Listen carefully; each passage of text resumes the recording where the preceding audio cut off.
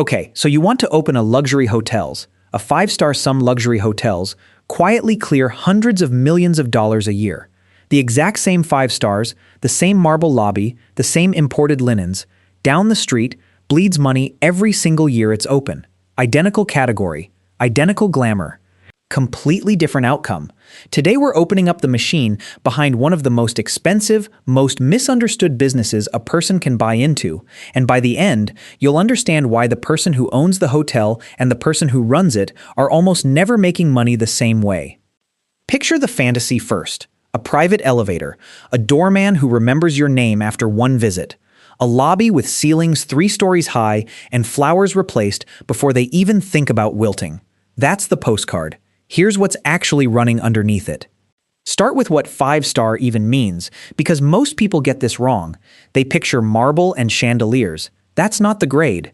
The bodies that hand out these ratings score across hundreds of standards, and the majority of that score has nothing to do with the building. It's service, how fast a request gets answered, whether staff catch a problem before a guest opens their mouth, whether the person on the phone actually sounds like they care. Luxury isn't a fixed asset. It's a live performance running 24 hours a day that can never drop, even at 3 in the morning when the building's nearly empty. That's why a 5-star property runs 1 to 3 staff members per room, against a quarter of an employee per room at a budget hotel. That ratio is the root of almost everything expensive about this business. Now meet the man who actually has to pay for that ratio. Call him Daniel. Daniel spent 6 years in hotel finance before he put together the capital to build his own property. 200 rooms, a major American city, the kind of address where 5-star numbers are supposed to work. Before Daniel checks in a single guest, he's already staring at a construction bill north of $1 million per room, sometimes closer to $2 million in the biggest gateway markets. On his 200-room build, that's $200 to $400 million before a single reservation exists. Land alone eats 1/10 of that in a dense market. Concrete, steel, and mechanical systems chew through roughly 2/3 of it. Furniture, fixtures, and equipment, the beds, the marble, the kitchen line, stack another chunk on top. Then design fees, permitting, pre-opening staff, and a contingency line, because every major build runs over. Almost none of Daniel's money is actually his. It's borrowed, and when rates are elevated, that debt runs 6 to 8% a year. On his $200 million loan, that's $12 to $16 million in interest annually, before a housekeeper is hired, before a single light switch is on. That debt is the anchor Daniel drags around for the life of the property. Here's the rule that decides whether Daniel survives or not, and it's the single most useful number in this entire industry. For every $1,000 spent building a room, that hotel needs roughly $1 of nightly rate, at healthy occupancy, just to break even. Daniel spent close to $1 million a room. That means he needs to be averaging close to $1,000 a night, not on a lucky Saturday, as a stabilized yearly average. Most luxury markets never clear that bar, which means a huge share of the luxury hotels built in the last 2 decades were underwater from opening day, and the only way the math worked was bolting the hotel onto something else. Branded condos sold off before the doors even open, with that cash used to pay down construction debt. In a lot of these deals, the hotel is quietly subsidized by the real estate stacked on top of it. Daniel's property survives because half his building is residences he sold before the ribbon was cut. Now here's where most people's mental picture breaks entirely. When you picture a famous hotel brand, you assume that brand owns the building. Almost never true.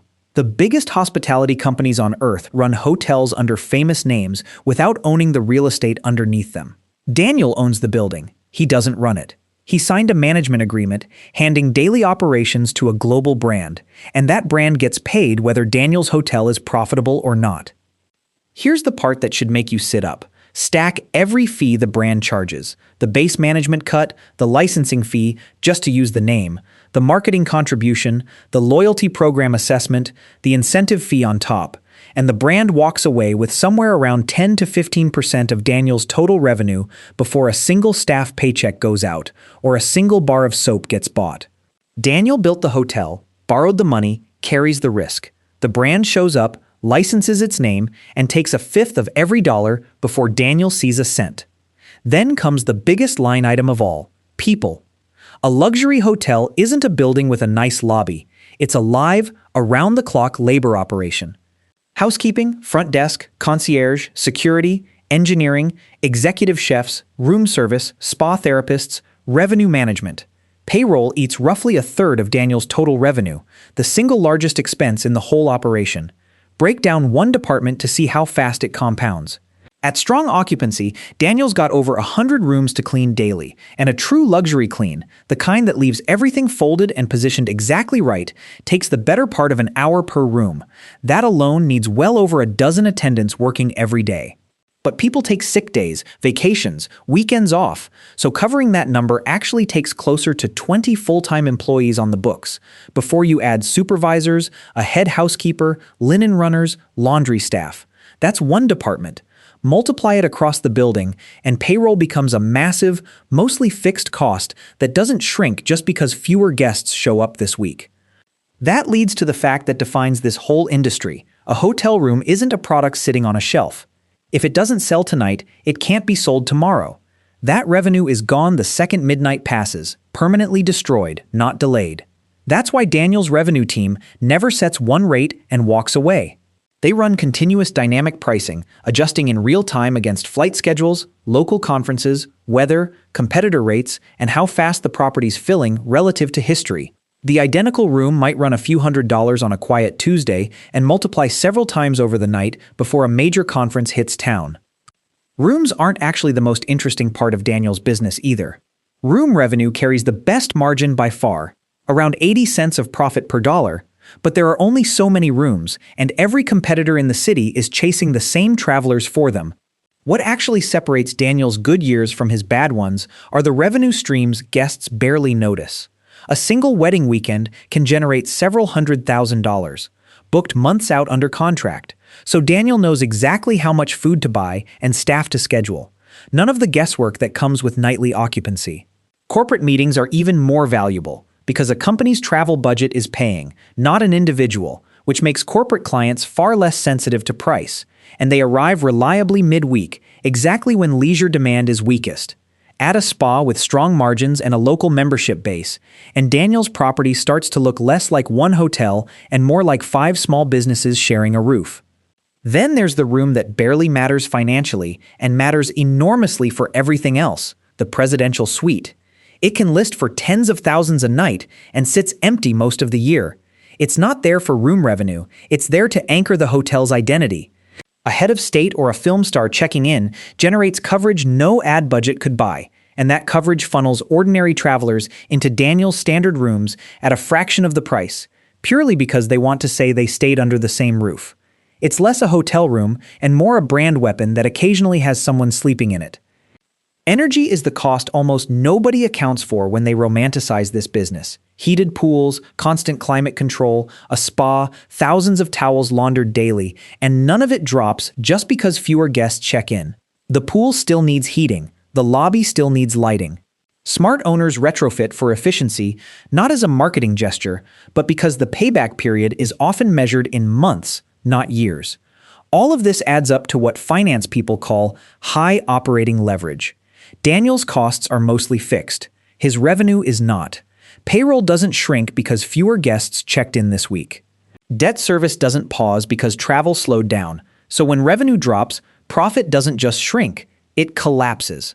During major global disruptions, luxury hotels in the world's biggest cities have watched occupancy crash into single digits for months at a time, while still owing interest on hundreds of millions in construction debt. That's not a hypothetical, it's a structural feature of the business, because luxury travel is discretionary, and discretionary spending is the first thing that disappears when people get nervous. Some of the most famous hotels on Earth aren't even built to turn an operating profit. Governments and sovereign funds sometimes build a flagship purely for prestige, treating the hotel as infrastructure rather than a moneymaker. Developers build one specifically to lift the value of everything around it, a famous name on the ground floor justifying premium prices on the residential towers next door, more than making up for a hotel that quietly loses money on paper. Casino resorts take this furthest of all, using luxury rooms as bait to keep high-value gamblers close, treating a money-losing hotel as a perfectly reasonable cost of running a far more profitable gaming floor. Here's how Daniel actually makes his money, and it has almost nothing to do with room bookings. He reclassifies the furniture, the lighting, the cabinetry into much shorter depreciation schedules than the building itself allows, unlocking larger tax deductions in his first years of ownership and freeing up cash immediately. Once the property stabilizes and proves its revenue history, he refinances the original expensive construction debt into something cheaper, often pulling cash out in the process without ever selling. And over a decade or more, a well-located luxury property in a strong market appreciates in land value and brand equity on its own. An investor who held through all of that, collecting tax benefits and refinancing proceeds along the way, walks away with a return that looks nothing like the thin operating margins in any single year. Put real numbers on Daniel's year. 200 rooms, $200 million to build, $140 million borrowed at 7%. Call it $10 million in annual interest before anything else happens. In a strong year, gross revenue lands around $30 million once you add rooms, food and beverage, events, and spa, payroll, energy, brand fees, insurance, taxes, and reserves. Chip that down to about $10 million in operating income. Then the debt payment comes due, and what Daniel actually keeps on a $200 million bet can be startlingly thin.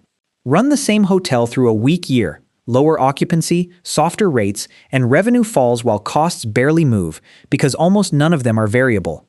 That gap between the good year and the bad one is what this business actually is, not a cash machine. A highly leveraged bet on steady demand, pricing power, and the absence of a shock that history proves shows up roughly once a decade.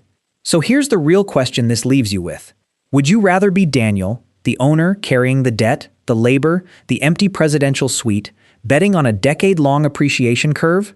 Or would you rather be the brand, showing up with a name, no construction risk, and a guaranteed cut before a single towel gets folded? Because that's the actual split running underneath every luxury hotel you've ever walked into. The lobby is the performance. The capital structure is the business.